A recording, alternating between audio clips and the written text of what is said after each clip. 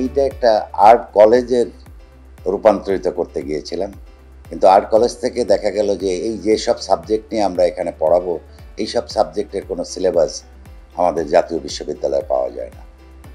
সেই কারণেই এটা আলাদাভাবে একটি ব্যতিক্রমী বিশ্ববিদ্যালয় করতে হয়েছে এবং ইমামুল কবির শান্ত খুব সাদরে এটাকে গ্রহণ করলেন এবং উনি এটাকে রাজি হলেন যে হ্যাঁ এরকম একটা বিশ্ববিদ্যালয় হবে, যেখানে প্রথমে আমাদের শুরু হয়েছে টোটালি একটা মানে টেকনিক্যাল বেসড বা ক্রিয়েটিভ এডুকেশনের উপরে ভর করে।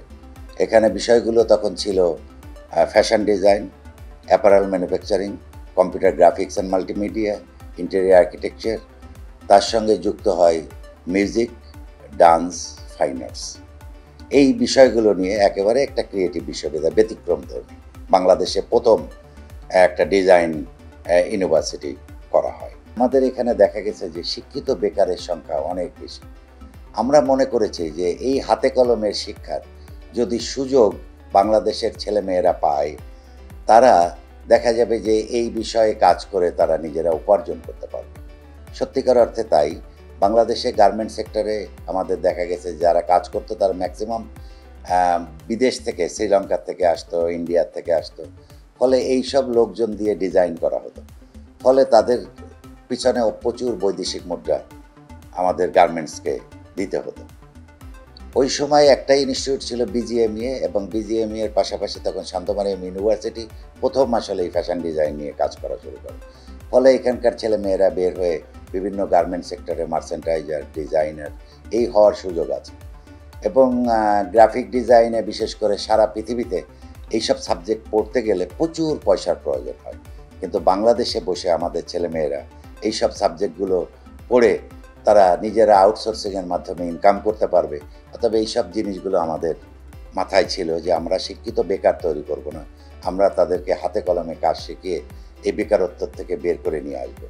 পাশাপাশি যদি আমরা বলি কালচারাল ডেভেলপমেন্ট, বাংলাদেশের কালচারাল ডেভেলপমেন্ট করতে গেলে অবশ্যই ফাইন আর্ট, মিউজিক এগুলোর প্রয়োজন। এইগুলো পড়াশুনো করতে হায়ার ডিগ্রি নিতে গেলে, বিশেষ করে মিউজিকে বা ডান্সে হায়ার ডিগ্রি নিতে গেলে ইন্ডিয়ায় যেতে হয়। তা আমাদের ছেলেমেয়েরা ইন্ডিয়ায় কেন যাবে? আমাদের ছেলে মেয়েদেরকে যাতে বাংলাদেশে বসে তারা হায়ার ডিগ্রি নিতে পারে, সেই কারণেই এই বিশ্ববিদ্যালয়ের মূল উদ্দেশ্য ছিল যে আগামী প্রজন্মকে কালচারালি এবং ক্রিয়েটিভ দিক দিয়ে তাদেরকে স্বয়ংসম্পূর্ণ করে তুলবে। এই হলো এই বিশ্ববিদ্যালয়ের মূল মোটো।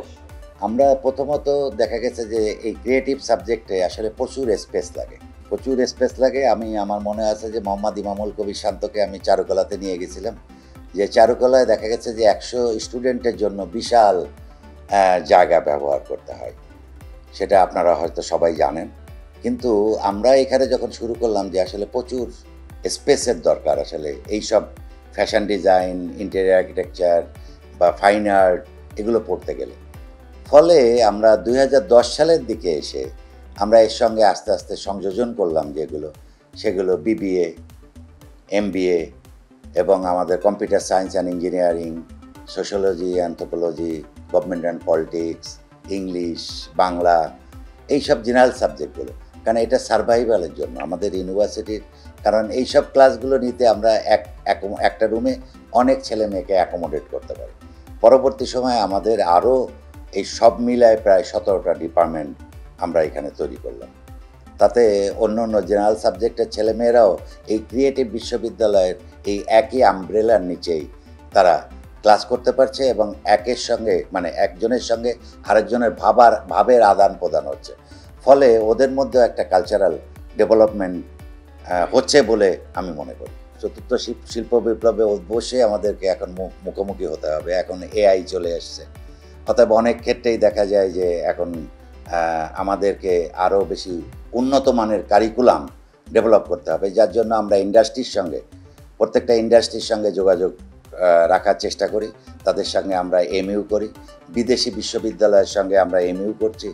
আমরা চাচ্ছি যে এই চতুর্থ শিল্প বিপ্লব যদি আমাদেরকে মোকাবেলা করতে হয়, তাহলে আমাদের টিচারদের যে কন্ট্রিবিউশন, আরও ভালো মানের শিক্ষক, এই ধরনের শিক্ষকের প্রয়োজন এবং আমাদের ছেলে মেয়েদেরকে টেকনোলজিক্যালি আরও বেশি সাউন্ড করতে হবে।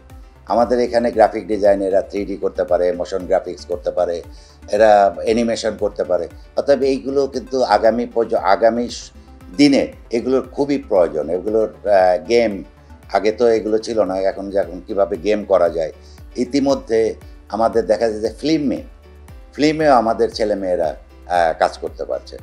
অতএব দিনে দিনে কিন্তু অনেক কিছু চেঞ্জ হচ্ছে। বাংলাদেশে আগে যেমন ওয়েডিং সেরিমনির জন্য আলাদাভাবে কোনো ড্রেস তৈরি হতো না, কিন্তু এখন আমাদের ছেলেমেয়েরাই দেখা যাচ্ছে যে তার নিজেদের স্টুডিও করে তারা এইগুলো করছে এবং নিজেরাই তারা নিজেদের মানে এন্টারপ্রেনার হিসাবে অনেক ছেলেমেয়ে নিজেরা এই ব্র্যান্ডিংয়ের কাজ করছে, নিজেরা উপার্জন করবার পথ খুঁজছে, তারা বিভিন্ন শোরুম তৈরি করছে, তারা বিভিন্ন স্টুডিও তৈরি করছে। অতএব আমি মনে করি যে আগামী দিনে আমাদের ছেলেমেয়েরা এই বিপ্লবকে অবশ্যই মুখোমুখি দাঁড়াতে পারবে বলে আমার বিশ্বাস। আমরা টিচার নিয়োগের ক্ষেত্রে সবসময় প্রায়োরিটি দিই যে আসলে এটা টেকনিক্যাল সে কতখানি সাউন্ড, এবং আমরা অনেক ইন্ডাস্ট্রি থেকে অনেক ছেলে মেয়েদেরকে এখন নিয়ে আসছি। গ্রাফিক ডিজাইনে আমাদের মাস্টার্স ছিল না, এই বছরই আমরা মাস্টার্স কোর্সটা শুরু করেছি। কারণ এই মাস্টার্স না থাকলে তারা অন্য অন্য বিশ্ববিদ্যালয়ে শিক্ষকতা করতে পারবে না, এবং স্পেশালাইজড যে সে কিসের উপরে কাজ করবে, 3Dর উপরে কাজ করবে, অথবা মোশন গ্রাফিক্সের উপরে কাজ করবে, অথবা অ্যানিমেশনের উপরে কাজ করবে, বা কোন দিকে কাজ করতে চায়। অর্থাৎ সেই জায়গার পার্টিকুলার বিভিন্ন ইন্ডাস্ট্রি থেকে আমরা সেই শিক্ষকদেরকে মানে বেশি বেতন দিয়ে হায়ার করে নিয়ে আসছি, যে তারা যাতে আমাদের ছেলে মেয়েদেরকে তৈরি করতে পারবে। যেমন UX UI এরকম বহু সাবজেক্ট আছে। এখন দেখা যাচ্ছে যে ইভেন আগে যেটা ফ্যাশন ডিজাইনে মডেল এটা দেখা বা ড্রয়িং সেটা হাতে করতো, কিন্তু এখন কিন্তু কম্পিউটারে সেগুলো করা যায়, এবং মডেল নিজেই হাঁটছে এই ড্রেস পরে বায়ারদের কি করতে হবে, সেই সব টেকনোলজিক্যাল ডেভেলপমেন্টগুলো আমাদের এখানে হয়েছে, এবং আমরা আশা করি যে আমরা আরও অনেক বেশি পথ অতিক্রম করতে পারবো আমাদের এই টেকনোলজির মাধ্যমে। নতুন ছাত্রছাত্রীদের উদ্দেশ্যেই বলছি যে আসলে বাংলাদেশে বসে তোমরা এই আর্ট অ্যান্ড ডিজাইনের এই সুযোগটা তোমরা পাচ্ছ শান্ত মারিয়াম বিশ্ববিদ্যালয়। অতএব আমরা চাই যে তোমরা নিজেরাই সচেতন হও, এবং তোমরা আগামী প্রজন্ম এই সব হাতে কলমের কাজগুলো শিখে নিজেরা উপার্জন করো, তোমার পরিবারকে সাহায্য করো এবং দেশকে সাহায্য করো।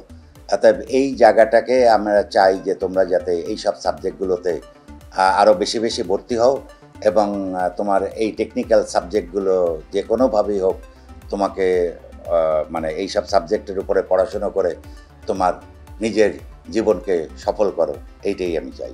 আমার মনে হয় যে আমি একটা মানে বিশাল নিউজ দিতে পারি যে সারা বছরে 10 কোটি টাকার উপরে এই বিশ্ববিদ্যালয় স্কলারশিপ দেয় এই ছেলে মেয়েদের জন্য, এবং এর টোটালটাই আমি দেখেছি যে আমরা মোটামুটি প্রতিটা ছেলে মেয়েই এখানে কোনো না কোনোভাবে ওয়েবার বা স্কলারশিপ পায়।